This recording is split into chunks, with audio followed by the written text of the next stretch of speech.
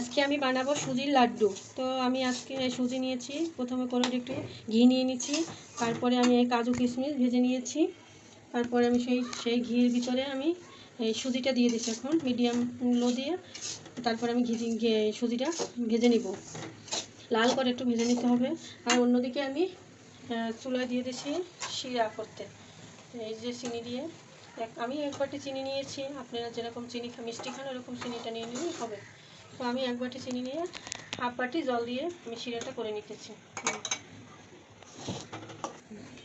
আমি একটু দিয়ে দেবো এই মিল্ক পাউডার, এই গুঁড়ো দুধটা আমি দিয়ে দেবো, সেটা পরিমাণ দেবো। আমি কিছু এই পরিমাণটা দিচ্ছি, দুধটা দিলে একটু টেস্টটা বাড়বে।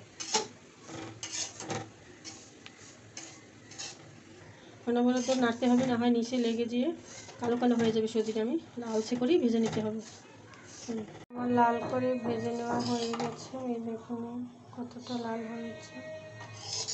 এখন আমি এর ভিতরে এখন কাজু বাদাম কিশমিশ এবং শিরাটা দিয়ে দেবো। এখন এর ভিতরে শিরাটা দিয়ে দেবো।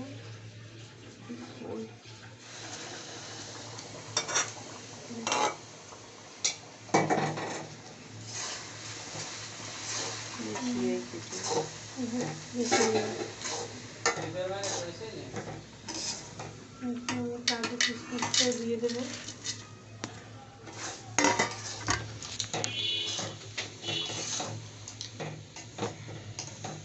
নাড়তে হবে ধীরে ধীরে।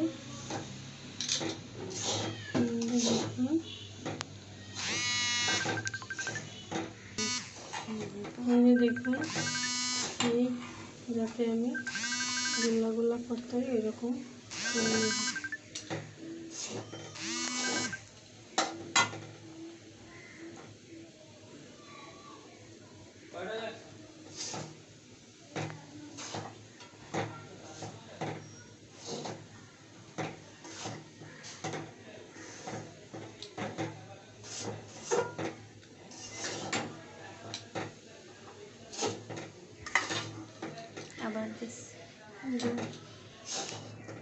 বন্ধুরা এভাবে ঠান্ডা হলে দেখুন এভাবে এই যে এভাবে হয়ে যায় আর দলা দলা হয়ে যায়।